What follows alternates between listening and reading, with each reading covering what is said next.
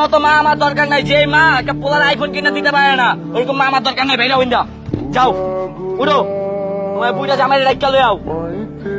তুই আমার গায়ে হাত দিলি, আমি তোর মা না?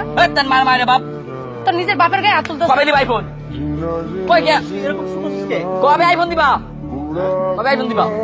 কবে দিলে তুই একবার খাইলাম তাই? তো আইফোনের মারে বাপ, তুই আইফোন দিবি না?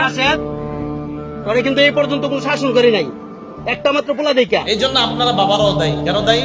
ছোটবেলা মোবাইল একটা ছেলের হাতে ধরায় দিয়েছেন, ছোটবেলা গেমস খেলার জন্য তার হাতে ইলেকট্রনিক মিডিয়ার একটা মোবাইল ধরায় দিয়েছেন, অথবা একটা ট্যাব দিয়ে দিয়েছেন শখে ছেলেটার হাতে। এটা ছোটবেলা থেকেই বাস এটার সাথে নেশায় নেশায় বড় হয়েছে। স্কুলে 4-5 পড়তে পড়তেই তার মোবাইলের প্রয়োজন হয়ে যায়। এখন দেখবেন দেশ গ্রামে আগে ছেলেরা যখন বিকালে আসরের নামাজের পর দল বেঁধে ক্রিকেট ফুটবল খেলতো, এখন দেখবেন 11-12 জন একসাথে মিলে বসে মোবাইল চালায়। এটার কারণ আপনি কেন ছোটবেলায় জন্মের পর থেকে এটার মোবাইলের সামনে দিয়ে দিয়েছেন? স্ত্রী রান্না করে ছেলেটারে টেলিভিশন সাইডে অনেক বসাই দিয়েছে, কেন? ছেলে কাঁদবে, তাই জায়গায় টেলিভিশনের সামনে দিয়ে দিয়েছে। এই জন্য দায়ী আপনি মা বাবা। বড় হওয়ার পর এই ছেলে এই মোবাইলের নেশায় আসক্ত হয়ে এখন বন্ধুদের পাল্লায় পড়ে।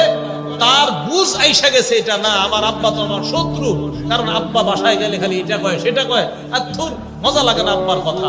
বন্ধুদেরকে আপন বানাবে, বাবাকে দূরে ঠেলে দিবে। এটাকে আমাদের দেশে ঘটবে ভবিষ্যতে? নবীর কথা না ঘটতেছে? 7 নাম্বার বন্ধুকে আপন বানাবে, 8 নাম্বার বাবাকে দূরে ঠেলে দিবে। 5 নাম্বারটা মনে আছে? বিবির কথায় উঠা বসা করবে। 6 নাম্বার মায়ের নাফরমানি করবে। 7 নাম্বার আদনা সাদিকা, বন্ধুকে আপন বানাবে।